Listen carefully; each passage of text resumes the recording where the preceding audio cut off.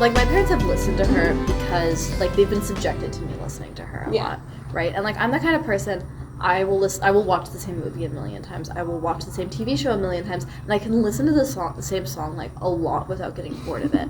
And they're not that way, so, like, sometimes I'll sort of, like, drill a song into the ground for them, just with how much I listen to it, and they'll be like, okay, I can't take this anymore. And I'm like, no, we're still going, again. So, like, they've definitely been exposed to her through that. My mom didn't used to like her as much, but I think she's grown on her. But yeah, so they listen to her insofar as, like, my sister and I have sort of, like, forced her on them. How about you? Are your parents Swifties? Funnily enough, my dad is very much a Swiftie. Yeah. Similar to Ellie, my mom, like, likes her, but isn't, like, into it. I think my dad, like, really liked 1989. I feel like a lot of songs from that, like, Blank Space, Shake It Off, Wildest Dreams were, like, very much on the radio pretty constantly. Yes. And so my dad got into it then. He listened to the whole album because I listened to the whole album. And then I feel like it really took off for him when Red, Taylor's version, came out. My dad loves Message in a Bottle. It is a good song. It is so he, like, he knew when, like, Midnights came out. I was like, I listened to it. I was like, it's really good. Listen to it. He listened to it. So, and he's similar to me in that we both listen to one song until we ruin it for ourselves. He's like, he listens to music the same way I do. So we both get, like, very into specific songs. He's a Swiftie. I'll give it to him. Nice. My mom, I think my mom was also, like, I played it way too much. Like, every time we were in the car, she would be like, please, not Taylor Swift. Because her complaint was, Taylor Swift is too wordy. Because she's not she's used to Bollywood. She's like, I want a song I can dance to. But I was playing Midnights in the car, and Midnight Rain came on, and I was like, and she was listening to it, she's like, I like this song. This is a good song. And so I think that she has, like, some that she likes. But yeah. I mean, like, there's something for everyone, right? Yeah. I mean, but that, like, there definitely there's so much to get into. There's she spans so many different sort of styles and, like, sub-styles, and the lyricism is just beautiful. So much to get into. So we should start getting into it, though. Okay. Good after morning, and welcome to On the Dome, a podcast about how non-expert college-age youth think. And today, if it wasn't immediately obvious, we're going to be talking about Taylor Swift because there's so much to get into.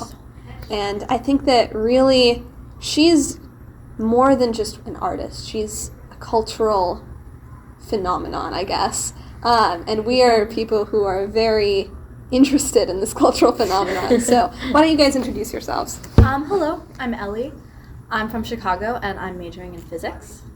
I am Anahita. I am from Fremont, California, and I'm majoring in electrical engineering and computer science. And we are all massive Swifties. So, okay, which album started your, like, when did you become a Swiftie? Which like, era? So, I think for me it was really Speak Now. We had, like, so I received, like, Speak Now as, like, a birthday present when I was, I want to say 7 or 8, something in that time range. And I was doing a lot of gymnastics at the time, and it was, like, a 40-minute drive to the place where I was doing gymnastics. And, like, I would just listen to that music. Like, my dad would be driving me there, and we would just be listening to Speak Now. So I think Speak Now for me is the album that really kicked things off. Which was your favorite song back then? Ooh. I definitely went through phases. I really liked Sparks Fly, Story of Us. At some point it became Haunted, and I've just adored Haunted ever since then. Yes. You could have said anything, and I would have been like, yes. Yeah. How about you? I actually got into it later than you did. I think the first album I remember, like, listening to is probably 1989, but I wouldn't consider myself, like, a Swiftie back then. I feel like my obsession really kicked off with Reputation, because it came out when I was a freshman. I remember listening to it and being like, oh, this is good. Like, obviously you know who Taylor Swift is, but then I heard the album and I was like, this is golden. Yeah. And then ever since Reputation came out, I was, like, very into, like, the album releases, all that stuff. Like, I listened to it, like, the album, like, the first night it came out. Like, I became a whole Swiftie. So, yeah. And to answer your previous question, I would say now my favorite song on 1989 is probably Wonderland. It is a good song. It is a good song. But back then, probably would have been either Shake It Off or Out of the Woods. So I listened to Out of the Woods earlier today. did you really? It is a good song. It is a good song. Yeah. I probably, okay, because, like, my cousin gave me, she didn't give me Fearless on CD. She burned a CD with her favorite songs from Fearless on it, and she gave it to me when I was probably, like, 5 or 6. Oh my God. And so I had it on my little, like, Hello Kitty boombox. I would listen to it repeatedly. And Love Story, I think, was the first song I ever really, like, memorized, like, out of it, like, any song, pretty much. So I was really, like, obsessed back in the Fearless era. And then I kind of, like, took a, like, I feel like I, like, stepped back from it for, like, Speak Now, Red, even, like, 1989, I feel like I didn't really, well, actually, no, I had 1989 on CD, so I, like, it was, like, Fearless, and then 1989, and then I really got back into it, actually, also during Reputation, because, you know, there is no, like, explanation, there's just Reputation. But I got back into it slightly during Reputation, and then I listened to Lover, and I really liked Death by a Thousand Cuts, so I was like, okay, I'm fully back in it now, and then I've been here ever since. That's a good take. Yes. It's just, you know what's really interesting is, like, first of all of her music is so different, but also there's, like, a depth to it that's very different than most lyrical music in general. And that's not to say that, you know, Taylor Swift is the only good musician, but her lyrics are very different, I feel like, from other musicians. Yeah.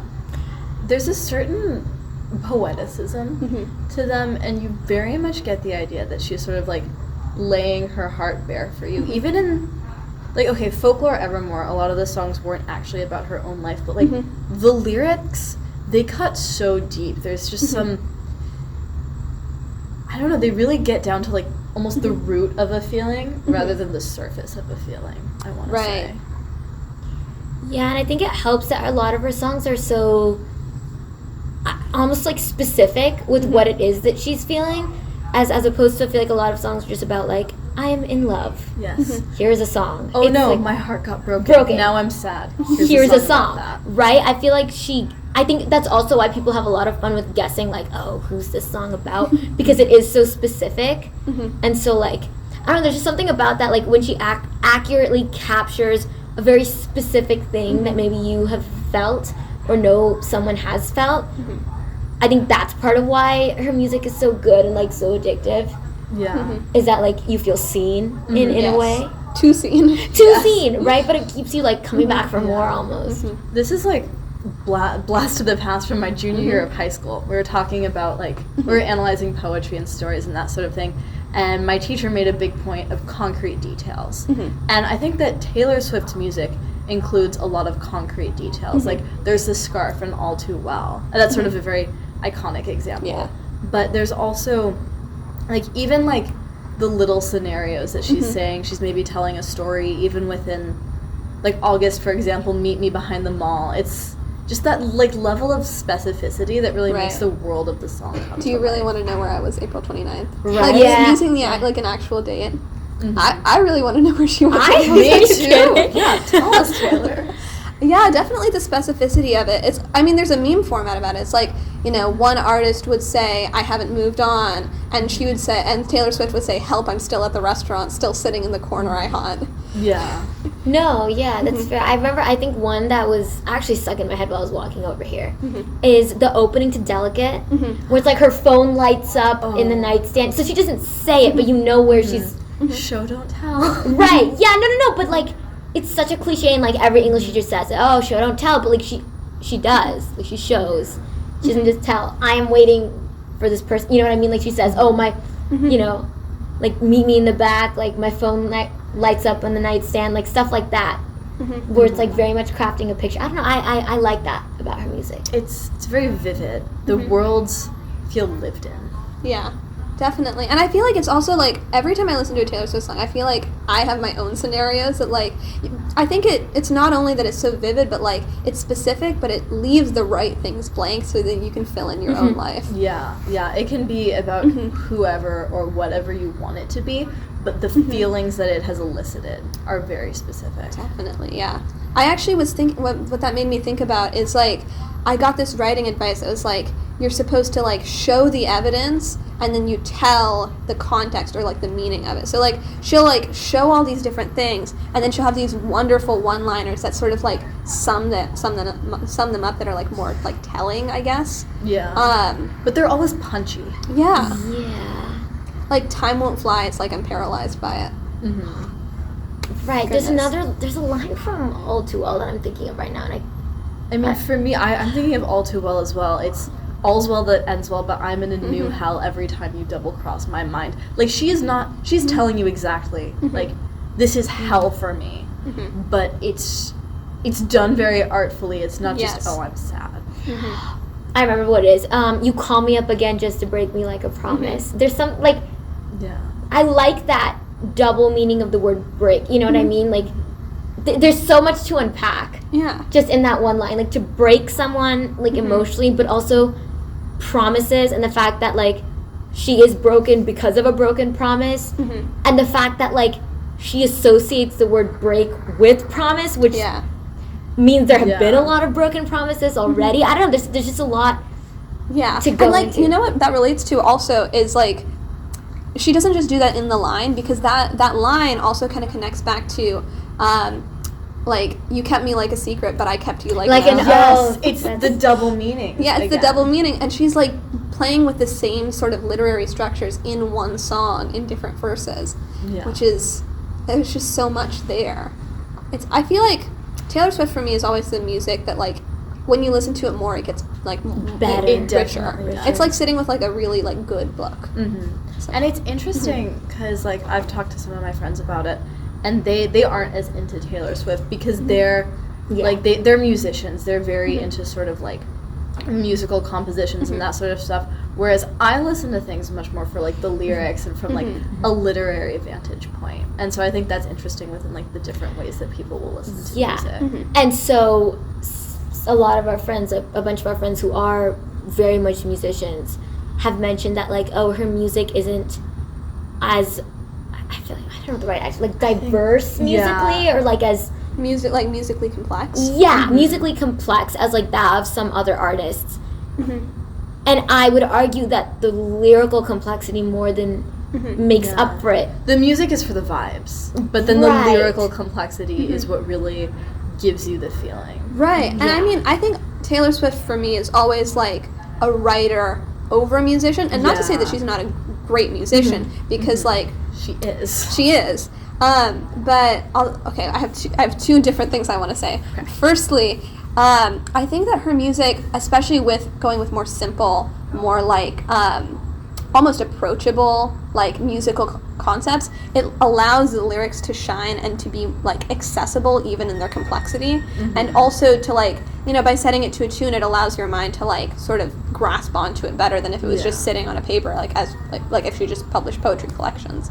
So that's one thing. I think that almost like the simplicity, like the relative musical simplicity of her songs almost is doing a service to the lyrics. Yeah. And then the other thing is, I'm a singer, so as a vocalist, I like watch all these different vocal coaches like on YouTube, and one of them said this thing about Taylor Swift's singing, which I think Taylor Swift is obviously a great singer, but I think like obviously there are also a lot of other really great singers who do like more physically, vocally challenging things with their voice, like in their songs. Ariana Grande is a great example. Yes, like all of these amazing like singers who are like amazing voices first. But the thing that Taylor Swift does, and that this vocal coach was saying, is that she really brings personality into her voice and almost like conversationality into her voice. This is something that my parents have actually mentioned. There's like a lot of songs in which she'll just sort of go or something like that. Those little noises that you make when you're talking to someone. And that's another thing. You wouldn't get that if she was just like publishing poems. You get the idea, this is someone who's saying it to you. She's sharing it with you. Right. But yeah, she just has a lot of those like little noises, or like the ha ha ha at this is why we can't have nice things. Yeah. She gets to show more of herself that way. You can really hear personality in her voice, even over the idea that like her like even over like high notes or vocal, like, you know, not even showing off, but just like over the like vocal like pureness or like beauty per se. Instead of that, she's focusing more on showing emotion and personality. And so it's almost like it doesn't even matter if she sounds like, it doesn't even matter if she sounds like vocally, like technically good, quote unquote. It's about showing the emotion. And I'm not saying she doesn't sound good. No. And what I like is there's 2 examples of this. I think it's I Forgot That You Existed and Question, where she talks during the song, and then I Forgot That You Existed. It's to express that like nonchalance. But she just said like at the end when she's like, so yeah, like just as like has the way you would say something when you're like talking about like an afterthought. You're like, oh yeah, so yeah, right. And then Question, I think it's when she's talking about like, does it feel like everything's just like second best? And she like says it almost instead of singing it. And that's another thing. It's like she's not belting it out, you know, to show off her vocal prowess, but I feel like that almost adds more to the song. And I think it also makes it more approachable. Like if you want to sing along to Taylor Swift, like I have no musical training. I'm not a singer. I'm not great at like identifying like keys and that sort of thing. So I'm obviously not going to hit every note perfectly if I want to sing along. Like that's just not going to happen. But it's very approachable. I can try and I can sound hopefully not awful as I'm doing that. Whereas if I want to sing like Ariana Grande, give up.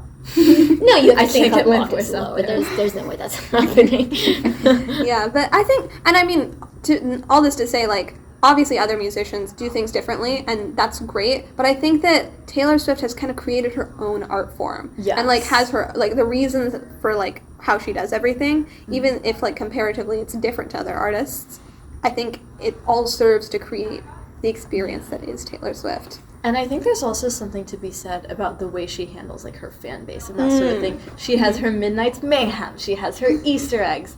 She just has all of these little like almost inside jokes with the fandom and that sort of thing that a lot of other artists don't have to that same extent. Everything becomes a phenomenon and like a part of the tale in a way that I think other artists just don't do it. But my thing is, I think that is, again, a testament to, like, the space she has carved out for herself in the music industry, in that she's very much a storyteller first, as opposed to, like, a stereotype, like a musician. Not to say that she isn't a musician, but, like, if you are telling stories, it's easier to kind of extend that world into the fan base, right? So now you have the fan base trying to put together these stories and make stories of their own, and that's why the whole concept of like Easter eggs and like looking at clues like in her music videos, all of that kind of stuff, I think that's why that's possible. It's just because of like her status as like a storyteller first and foremost.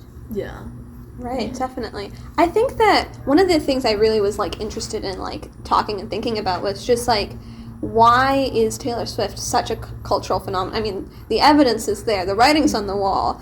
The Ticketmaster site is broken for a reason. And we'll move on from that point immediately so we don't get lost in it. But, we will get lost in it. She's proven so much that, like, she is, like, such a cultural phenomenon. And I was, like, one of the, like, the reasons I think that why she is so, like, loved and, like, has such a big fan base is she really, like, I think that people like that she gives opportunities for her fans to be intelligent.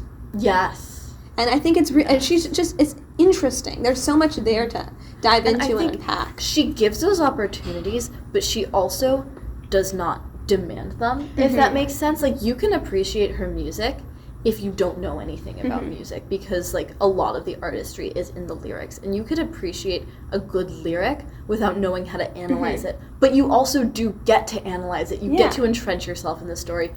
You get to be intelligent and figure out what she's saying and what it means and sit with it like a good poem or a good book or good art. She makes good art. I mean, Taylor Swift has described herself as a mastermind, and I appreciate that we all also get the chance to be masterminds and to kind of connect what she's talking about to other stuff she's talked about, to stuff that we've experienced.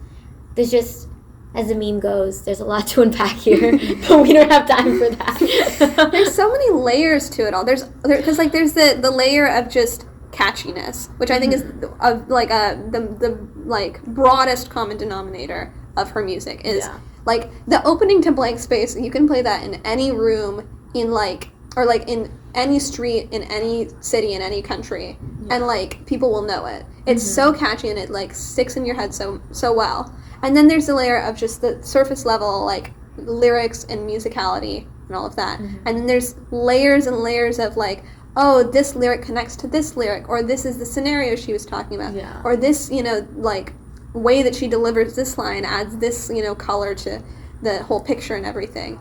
And it's so, like, it's so rich, and it's kind of something for everyone. Yeah. And I think that her songs, like, each one of them creates its own world, almost. She has, like, in addition to just being good at finding lyrics to convey emotions, she's good at finding lyrics to convey emotions while also sticking into, like, the vibes of the song that she has, which I think is, like, a whole nother level of artistry. Like, it's one thing to be able to express how you feel, how you want your listener to feel, but also do that within, like, other stylistic constraints. And so she has so many songs about heartbreak, but they all feel different. There's no redundancy within her repertoire, even with things that are on the surface level very similar.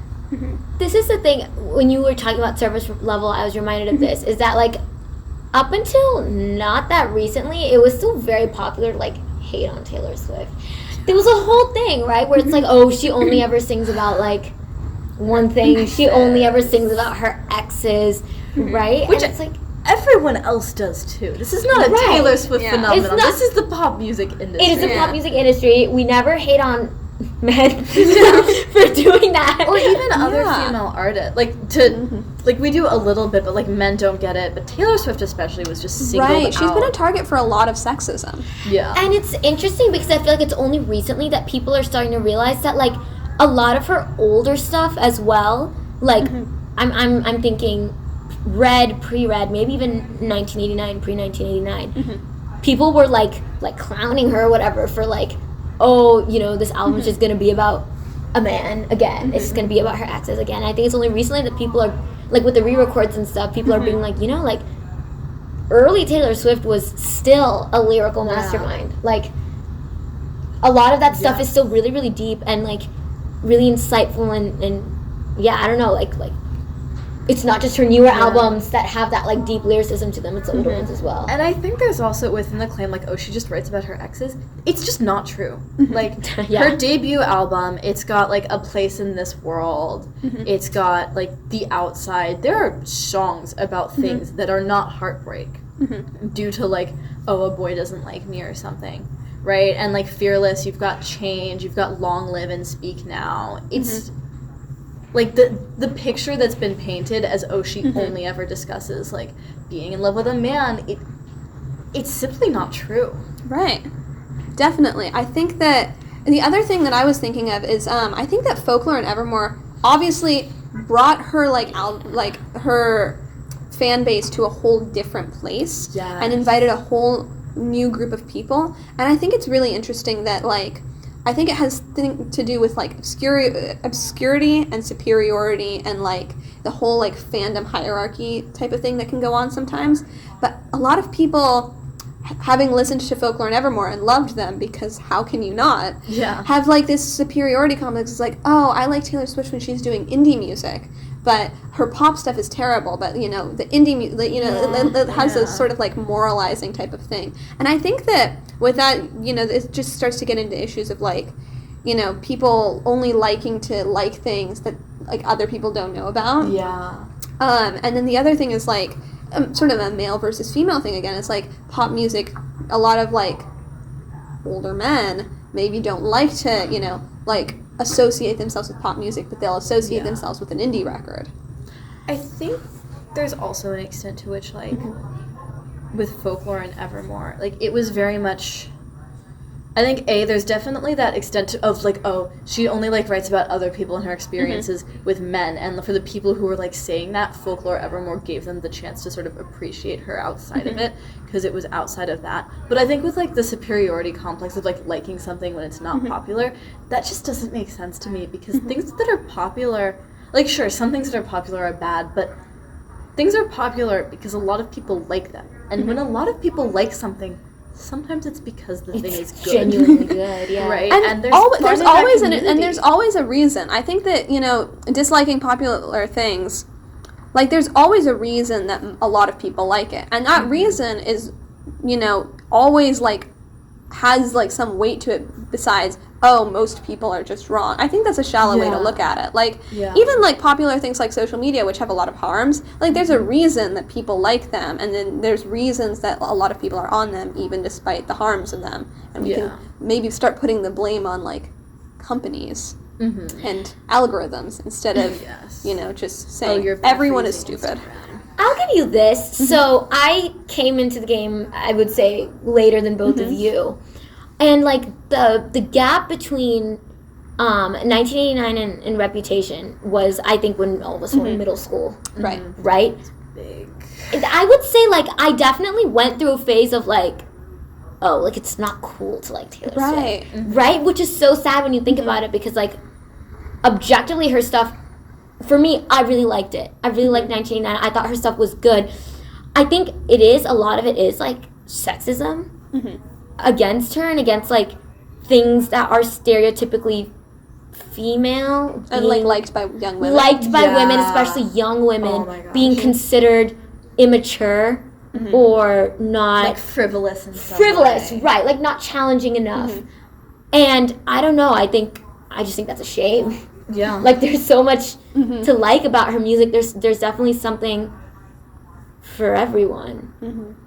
And, I don't know. And I also think it's possible to dislike her music without being like, oh, you're bad for liking her or something. Right. Right? And you don't need to dislike something out of like I'm not like other girls I'm or not like whatever other girls. I mean, and we all go through that phase a little bit because, our society tells us that being like other girls is a bad thing. And so we're like, well, I don't want to be like other girls, I guess. But I think it's really cool to see, especially like people our age and a little bit older, talking about how, they came back into Taylor Swift through Folklore and Evermore and, like, were reminded of how much they loved it all those years and, like, sort of getting over that internalized misogyny, I guess, that we all have.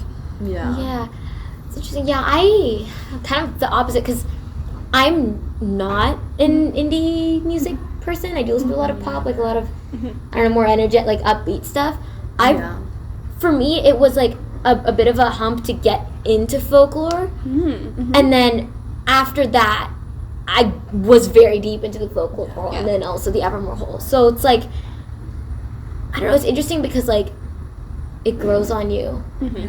For me, it's me. I got more into Evermore than I did Folklore. Like, Folklore released, and I listened to a few songs. I listened to Exile pretty heavily, maybe like a little bit of Cardigan, a little bit of like Last Great American Dynasty. And then Evermore hit, and I was playing that on repeat. I got so into Willow. I listened to all like 48 Willow remixes, right? Like, I got really into it. And then Folklore I didn't get into until fall of last year, I would say. Like, to the extent that I like it now. Like, I hadn't just given it like a full run through in that way. And so now for me, Folklore is like sort of more last year than when it initially came out. I think also, like, I don't know, it's interesting because I don't always get immediately into her albums.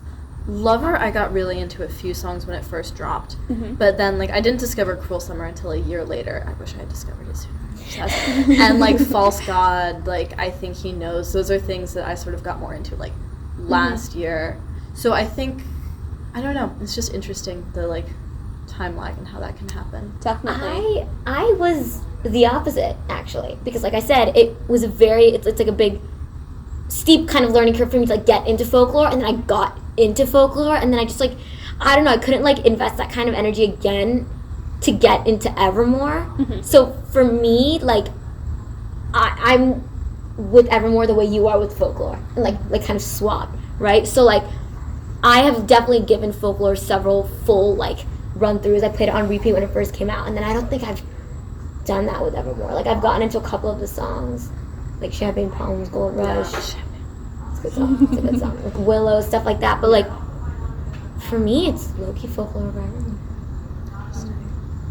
I think I'm also similar in your boat. I, like, listened to Folklore, liked Folklore, listened to Evermore and then was obsessed with Evermore for all of 2021. Yeah. And then at one point I was like, I can't listen to Evermore anymore. It's going to make me too sad. And so I stopped listening to Evermore at the beginning of this year. And so then I was like, well, I gotta listen to something. So I was like, let me listen to folklore. And this year I've gotten actually a lot more into folklore. Yeah. I would still say I'm probably Evermore over folklore slightly, but also both of them are so good. That is fair.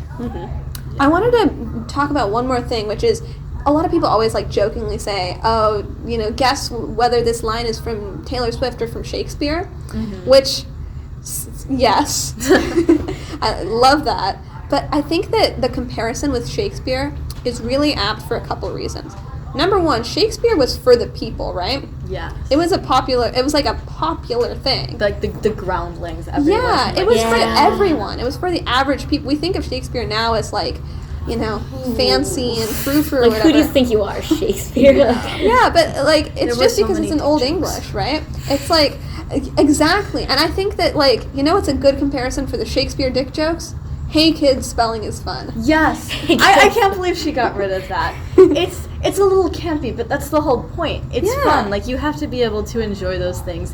If there's no amount of cringe, then what's the point? Why is it fun? But I think that the Shakespeare thing is interesting because, when we study Shakespeare in school, my teachers would all say, oh, he's, persevered because the situations that he's talked about have continued, right? You have A Midsummer Night's Dream where you have this, not even a love triangle, just, a love snarl. And, that's just a thing that happens sometimes. What are you going to do? And I think that exists within Taylor's music as well. She's writing about these very specific situations, but the feeling can be applied to so many different people in so many different ways, and it's such a human experience. Right. And then also, of course, the layers of it. I think that Shakespeare being written in iambic pentameter? Iambic pentameter. Is sort of like an analog to Taylor's writing songs rather than just, writing. It gives it a rhythm. It gives it a musicality. Well, obviously it's music with her. But it gives it more than just, and again, Shakespeare being plays versus, and Taylor, having, music and music videos and performances. It takes those words and it adds so much more interpretation and everything to them. And I think that there's a good reason that people were obsessed with Shakespeare and are obsessed with Taylor Swift now. Yeah. I would say two things. Firstly, accessibility, and we talked about that quite a bit. I mean, already, right? The concept of putting that, what she's saying, into song form makes it a lot more appealing and attractive for, the everyday person who maybe hasn't listened to Taylor Swift to press play on something. Right, and get that experience. Also, the wordplay. I'm a sucker for good wordplay. Yeah. And Shakespeare is obviously famous for that. Man invented so many new words, so many new phrases. But I think that's also part of what's appealing about Taylor's when we pick out those individual lines, like we were doing earlier. Of I love the way she phrases that. Right, there's something about the words that she picks, the double meanings, the innuendos, all of that. I feel is a big similarity between the two of them. Right. I think it's another reason for, popularity. Yes, definitely accessibility. And I think there's also an aspect of not thinking you're better than something in terms of her perspective. I think there could, when you're making amazing art and you're getting accolades for it, there could be a temptation to be I only want my art to be serious, or I only want my art to be very focused on love, or I only have this sort of thing. And I feel Shakespeare and Taylor Swift probably share this similar thing of they're not too good for humor. They're not too good for, dick jokes. They're not too good for dumb wordplay and physical, sort of physical humor or any of these different things that they might use in tours or plays or whatever. And that makes it really fun to just, wholeheartedly enjoy if you're not worried about or if there's no concern of anything but just the experience. Yeah. And I think there's also an extent to which Taylor Swift, she's very private these days in terms of media. She doesn't want to share too much about her relationship with Joe, which is very valid. But in her songs, she really lays her heart bare for you in a way where there's no High Infidelity, for example, right? This is not a song about Taylor doing good things. Right. But she's still willing to share this. There's this openness and this humanness about her that I think is really endearing. Yeah. She's not okay. She's, like, not too good to let her character, like, you know, be seen as negative. And in terms of that, like, her character herself, Shakespeare obviously had, like, characters. Yeah. And, like, but, the main, like, subject could be wrong. Like, the main character in a Shakespeare play could be the problem. Like, it's me. Hi, I'm the problem. It's me. But yeah, I think the other interesting thing, the other parallel I just remembered, is that, like, people are like, oh my god, Taylor only writes about, like, her own life. A, false. B, Shakespeare did that too. Like, Hamlet, Shakespeare literally had a son named Hamnet who died of the plague at age 11. I only know this because I read a book about it. And people don't know, people aren't sure, obviously, if Hamlet, the name, is supposed to be inspired by, like, his dead son, if the play is supposed to be some kind of metaphor for what happened with his son.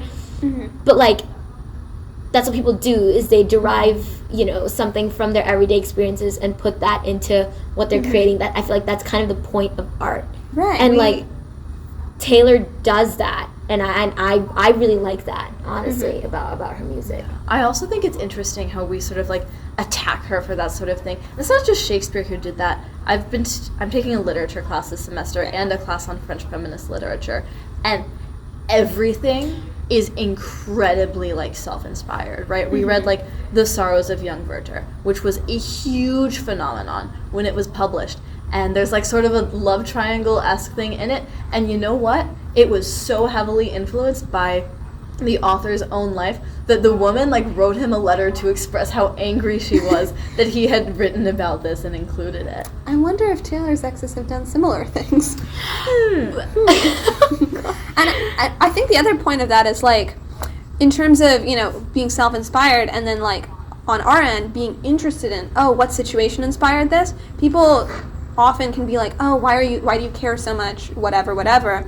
And people really cared about, like, Shakespeare plays to the point where people would, like, ship characters and fully, like, be so mad if their character, like, their ship was, like, broken and, like, acceptable a to player. throw Things have tomatoes not at the changed stage. at all, have they? Yeah, it's like we need to, like, let ourselves be okay with getting, like, this is art and we're invested in it. And I think that, you know, we've been invested in art for, like, all of humanity. Yeah. So I'm like, I care about Betty and James. I care so... You know who I care about? I care about Augustine. I care about Poor Augustine, Augustine. But, like, I remember we were, like, unpacking this for some of our friends. We were like, they were like, what is, like, you two never shut up about Betty and James. Yeah. Like, what is up with that? I mean, you weren't mine to lose. Right, but there's I think, I mean, the thing I like about those three songs is it, like, perfectly captures the, like, dramatic sense of, like, being a teenager. Like, when you think about it, like, they're in high school. You know what I mean? Like, Betty is throwing a house party. Like, So for context, in case that there are any non-Swifties listening, which if you are, we Become a hi, Swiftie. hi, welcome. We're glad you're here. So there's this trilogy, Betty, August, Cardigan, which is on Folklore. And they're basically three songs from three different perspectives of these three teenagers who are in a love triangle. So, the number of times we've done this as, like, a duo, unpacking this to our friends. Okay. So, we have Betty. Yes. Cardigan is told from the point of view of Betty. Yes. Betty was recently cheated on by... Well, it's not necessarily clear if it's cheating. Actually, that's fair, that's fair. Implied She and to have James been. had... there was some sort of attachment there. It's unclear, like, whether things were defined or not. Right. But it was enough that it was a betrayal for him to then go gallivanting about with this other girl. Right, so over the summer, James has a fling with a girl named Augustine. Is it ever mentioned that it's a never... girl? Yes, she said. She James says, did okay. it. So, he has a thing with Augustine. Yes. And the song August is from Augustine's perspective. We've just named her Augustine. It's never explicitly Well, stated. no, Taylor said in Long Pond studio sessions that she Oh, thinks of her as that's Augustine. right. Okay. Okay, Then alright, it's I'll take canon. it. Yeah, so Betty's... The first song in the trilogy that we get in the album is Cardigan. And there's a lot of really good lines, like, chase two girls, lose the one. I knew you, like... Tried to change the ending. Peter losing Wendy. Yeah, so it's about, I guess, kind of that feeling of like, not heartbreak, but like, yeah, but she knew he'd come back to her. Yeah. Cardigan, yeah. And then August is from Augustine's perspective, and it's about her having this attachment with James over a summer, and then realizing he wasn't mine to lose. One thing that sort of cuts deep, she refers to it as summer love. He refers to it as a summer fling, right? So she really fell for him. And he did not. And then, of course, we get Betty, which is not from Betty's perspective, but is from James's perspective. And this is about, like, Betty finding out once school starts back up that James, had this thing going on with Augustine. She gets mad. There's lines about, like, what if I just showed up at your party and, like, kissed you? How would you feel? Like, that Trying to get her back. Try to get her back. And it's him explaining, like, Augustine said, oh, James, get in the car, let's drive, right? Yeah. Those days turned into nights, slept next to her, but, like, I dreamt of you all summer long. Like, I want you back, you know what I mean? Yeah. So this just... And I think within Betty, like, James is such an unreliable narrator. Which is so interesting. He's trying to take accountability, but he's not fully succeeding at it. I'm only 17-year-old boy is a reliable narrator. But I love that. I love that about it because it perfectly captures the feeling of being young and stupid, and she validates that whole kind of situation of like being young, being stupid, like possibly cheating on people. Like, no, I don't mean this in a terrible way, but like figuring out like relationships, like that concept of like figuring out what love is, like what that means, right? Growing up, like your first, like all of that kind of stuff. I love that she has dedicated 3 songs to that. Yeah, and listening to that when you are like 17 and young and still trying to figure out the world. It's like she's like, you're valid. But also there are other sides of the story that are also valid. Yes, right. I think the number of sides of the story is one thing that makes that trilogy so enticing. And like because it paints a very real picture. Like, from just like Cardigan and Betty, you'd be like, oh, this other girl, like, she snatched James away. Oh no. But then you get Augustine's perspective where she was just a girl who liked a guy and she pursued him in a very healthy, normal manner. Right? She was in love with him. Yeah. And the boy she loved reciprocated, and of course she wanted that. We need to stop villainizing women for liking men. Right.